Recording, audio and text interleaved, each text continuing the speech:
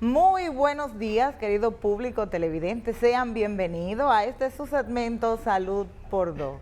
Hoy contentísimo, una entrega especial para todos los comensales, porque hoy vamos a hablar del uso de la sal. Algunos pacientes de riesgo cardiovascular que merecen un poquitito de más atención, pero realmente vamos a desmontar algunos tabú acerca del uso de la sal. Pichardo, la doctora Ibe Gómez, el doctor Josué Pichardo. Buenos días, muy buenos días para todos ustedes. Esta sonrisa es porque... Aquí pasa de todo. Para todos los comensales, ¿verdad? Los comensales. Muy buenos días, señores, para todos ustedes. Así que bienvenidos una vez más y vamos a compartir, igual que todos los jueves, así temas interesantes de salud. Y hoy, como dice la doctora, vamos a hablar de la sal. La sal que creo que en muchísimas ocasiones ha sido maltratada, ha sido sacrificada, y veremos que nuestro organismo necesita sal. O sea, es obligatorio tener sal en nuestro cuerpo. Nuestro cuerpo obligatoriamente necesita de ese elemento para mantener sus músculos, para mantener sus funciones, y por lo tanto no es todo malo de la sal. Probablemente haya otra que consumimos muchísimo más, Ibe, que es peor que la sal. El azúcar. Que a la gente le gusta mucho más, y que a los niños les gusta mucho más, y que los padres enseñan a comer mucho más, que desde pequeñito le endulzan todo. Por lo tanto, probablemente el azúcar sea peor en el tiempo que la sal. Claro está, con algunas excepciones, como tú decías, en algunos pacientes especiales que veremos, pacientes hipertensos, pacientes con problemas cardiovasculares, con problemas renales, o pacientes que ya tengan un daño a nivel de su corazón, que se llama insuficiencia cardíaca. Así que vamos a ver, Ibe, la sal. Señores, hoy yo quería traerle un verso acerca de la sal, pero dije, vámonos a abundar demasiado, porque hay una parte de la Biblia que habla del uso de la sal. Sin embargo, hoy hay algo interesante que lo dice el libro de Mateo. Mateo, el capítulo 5, el verso 11, hay una versión, la versión Reina Valera dice, bienaventurados sois cuando por mi causa os vituperen y os persigan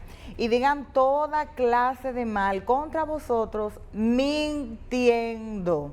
Hay una versión que se llama Dios habla hoy, que lo dice chulísimo, que es que se pongan gozosos, que se alegren cuando por causa de la justicia, por causa de Dios, nos persigan o nos quieran maltratar a base de mentiras. Siempre es bueno saber la parte de que tiene que ser mentira. Cuando usted está escuchando gente que está diciendo cosas de usted que no es cierta, solo para dañar, esté quieto, que Dios conoce todo y Dios es experto en exhibir en público ese tipo de personas. La verdad, así mismo. La verdad plena. Y hoy, señores, hablar de la sal. La sal, que Pichardo decía que el azúcar es peor que la sal, es uno de los mitos, porque a veces cuando hablamos de la sal salimos corriendo y no, que se me hinchan los pies. Entonces hay algunos pacientes, sí específicamente, que yo sé que Pichardo va a abordar de manera bien espléndida como él lo hace, que sí tienen algunas situaciones que puede ser muy perjudicial para ellos, el consumo excesivo de la sal. Pero la sal en sí misma, Pichardo, yo le comentaba a Pichardo y le hacía una pregunta que antes de entrar en materia de él, hay una sal que nosotros utilizamos que yo la prefiero, que es la sal marina, no la sal que viene de las minas, sino que es la sal que se destila del mar. Entonces, si es un poquito mejor, si estamos en lo correcto. Yo me he sentido mejor. Ahora no sé, dice Pichardo, eso es en teoría, hay que ver. Hay que ver porque aparentemente la sal, en sentido general, tiene los mismos elementos. Lo único que la sal, esta sal que tú mencionas, que es la sal marina, que es la sal que cuando se evapora, ¿verdad? El agua, por el calor del sol, pues queda esa sal, ese nadante que es recogido, que es la sal teóricamente más natural. Exacto. A diferencia de la sal de minería, que es sal que se extrae y que tiene que pasar por algunos procesos de purificación para quitar esos otros elementos que pudieran venir unidos a la sal, y que después esa sal, cuando es refinada, se le agrega entonces yodo a esa sal de misa normalmente, que es algo interesante porque el yodo es esencial para nuestra utilidad y la función de la glándula tiroidea. Entonces, quizás no existen tanta diferencia desde el punto de vista de la carga de sodio, porque cuando hablamos de sal es justamente para hablar del sodio, que es lo que nuestro organismo utiliza de la sal y que es de lo que nuestro organismo está hecho. Y ahí se le va a pegar algo quizás al potasio, porque es una pregunta sumamente frecuente en mi consulta. Doctor, ¿y puedo tomar potasio? Me mandaron un frasco de potasio de 5,000 pastillas de Estados Unidos. ¿Me la puedo tomar? Entonces, el sodio y el potasio son como dos polos que se repelen, pero que son necesarios, obligatorios para la funcionabilidad de nuestras células y de nuestro organismo, y esencialmente de los músculos, del músculo cardíaco, y para darnos energía. El que no tiene sodio en el cuerpo anda cayéndose, sus músculos se debilitan, no tiene energía, no puede pararse. Entonces el sodio es necesario. Preferir una u otra sal, que tú me mencionabas la sal marina, si usted prefiere la sal marina y realmente quizás tenga un toque más natural, pues dele con sal marina. Pero al final la sal en sentido general, ellas dos probablemente tengan la misma carga de sodio, que es lo que al final buscamos. ¿Dónde está el problema con la sal? Que hay personas que a veces no pueden consumir grandes cantidades de sal. Y es bueno que tengamos eso claro. Y los pacientes de falla cardíaca saben que cuando vean este video, que escuchen al doctor Pichardo hablándole de la sal, que todos los días a ellos, que es una población específica y especial, a ellos diciéndole, tiene que disminuir el consumo de sal por una razón importante que le voy a explicar. Primero decirle que el consumo de sal a nivel mundial está regulado. O sea, en la FDA, o sea, en Estados Unidos claramente está establecido que debe ingerirse en el día 2,3 gramos de sal. Estamos hablando de 2.300 miligramos de sal, que es el tope. Eso es una cucharada pequeña de mesa. Esa es la sal que deberíamos ingerir en el día para que nuestro organismo realmente la utilice de manera adecuada. ¿Cuál es el problema? Que a veces hay personas que además de la sal que le echan a la comida, tienen al lado el salero.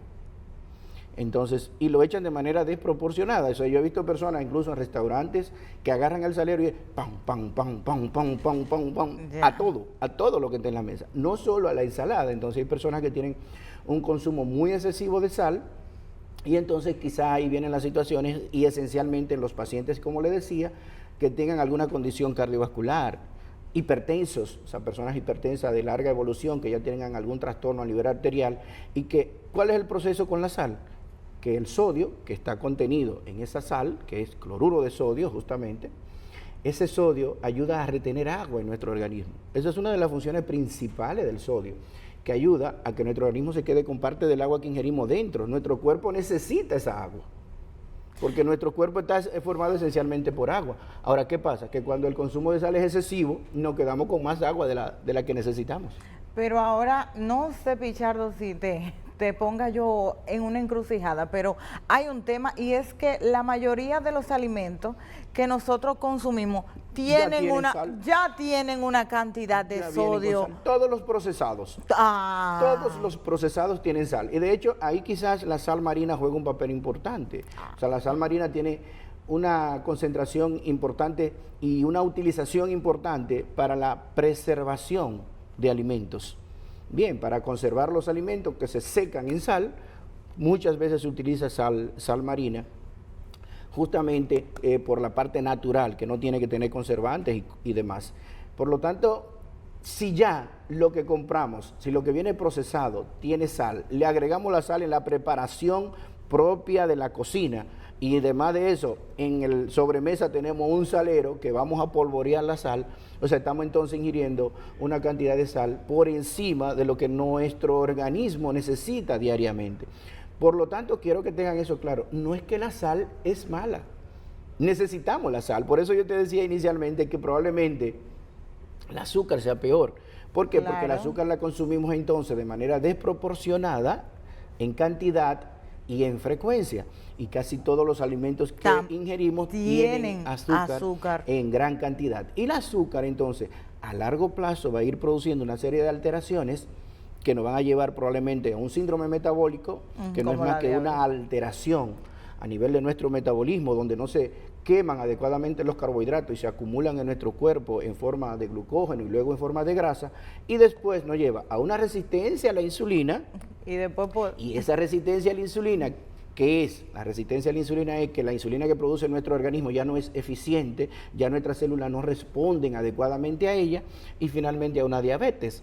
¿Por qué? Porque el azúcar sí se va acumulando de manera gradual. Los carbohidratos que ingerimos en azúcares, o sea, entiéndase azúcar refino, que la ingerimos en los panes, en las harinas, en los espaguetis, en los refrescos, en los jugos, todo ese azúcar que no la utilizamos en el momento, que es, el azúcar es la energía rápida que utilizamos para tener rapidez, tener ánimo, mantenernos activos en el momento, pero si no la utilizamos en el momento, como ocurre en esta vida moderna que siempre hablamos, ¿qué es lo que pasa? Que el organismo agarra y entonces la guarda para utilizarla después. Pero si no hay un después, si usted nunca hace ejercicio, si usted siempre está inactivo y sigue ingiriendo carbohidratos, ese acúmulo de azúcar va a ser constante. Y ahí viene hígado graso, que es el principal problema también, acumulación de grandes cantidades de carbohidratos, convirtiéndolo en glucógeno, aumento de triglicéridos, aumento de colesterol, aumento de las grasas, y ahí se convierte el círculo vicioso. Mucha gente no sabe, y por eso insisto que probablemente el azúcar sea peor que la sal, que todos los carbohidratos que ingerimos, que no consumimos en el momento, al final esos carbohidratos son acumulados y son los que nos van a llenar de grasas. Y una cosa, Pichardo, que cuando al comer, por ejemplo, cuando comemos muchos carbohidratos, que como Pichardo decía, se van a convertir, porque es en azúcar, que eso se transforma en el organismo, cuando tú le das mucha carga, que tú dices que son fuentes de energía, pero cuando tú abusas, lo que tenemos es al contrario, es un sistema como de letardo. Es como cuando la gente, y la gente lo puede observar, cuando come mucho, ¿qué es lo que da? Sueño. Mira qué pasa con eso. Que estás cansado, que no. Ahí es que está el detalle. Una pequeña cantidad de carbohidratos es necesaria. Es necesaria, pero demasiado. O sea, tú necesitas, y los niños, por ejemplo, tú le das un dulce, un caramelo, y el niño pero rápido. Dímelo a mí. Ahora, si tú haces una carga de carbohidratos, tú entonces vas a tener energía 10, 15 minutos, pero después lo que viene es el letargo que tú mencionas, porque tú ya la energía que iba a utilizar la utilizaste, pero tú no la caminaste, tú no la quemaste, tú no hiciste el ejercicio. Entonces lo que comienza el organismo metabólicamente a agarrar esos carbohidratos que no quemaste, que no utilizaste, a comenzar a trabajar para almacenarlo, para cuando tú decidas utilizarlo. ¿Cuál es el problema? Que te digo, que la mayoría de personas lo ingieren, pero no tienen el tiempo entonces para quemar los carbohidratos, esa energía que usted acumuló, que usted ingirió en el momento pensando que lo iba a quemar o que teóricamente lo iba a quemar, pero no quemó. Entonces, en ese sentido, tenemos que estar claros que la sal es necesaria, es prudente utilizar sal, es necesaria en todos los alimentos realmente casi que consumimos, pero en cantidades que sean adecuadas para la utilización de nuestro organismo, porque como lo decía, si no tenemos sal, vamos a estar letárgicos, vamos a estar con debilidad, vamos a estar sin fuerza, nuestros músculos no van a responder adecuadamente. Entonces, lo que tenemos que tener es la precaución en los pacientes, y ahí voy, en los pacientes especiales del consumo de sal. Por ejemplo, si usted está embarazada, y usted ya es hipertensa, usted es una hipertensa embarazada, se llama hipertensa crónica embarazada, que es muy diferente a una mujer que se le subió la presión con el embarazo, eso es muy diferente, es una hipertensión gestacional. Exacto. Y es muy diferente también a una mujer que haga preeclampsia, que es otra cosa, que aparición de hipertensión después de las 20 semanas de gestación y que aparece proteinuria, o sea, aparece que se orine parte de la proteína que ingerimos.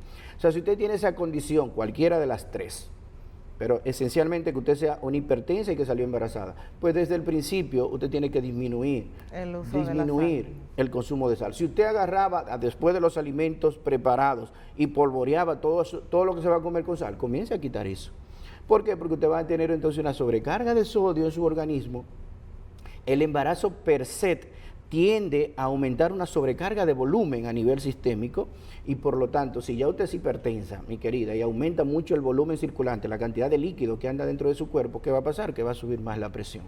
¿Tú entiendes? Entonces, el embarazo per se también de manera mecánica puede producirle un poquito de hinchazón a las mujeres. Claro. Porque a medida que el abdomen crece, presiona la circulación de retorno venoso y eso produce un éxtasis, o sea, una disminución del retorno, más tiempo la sangre en las piernas, y eso produce entonces un poquito de extravasación de líquido en las piernas y un poco de hinchazón.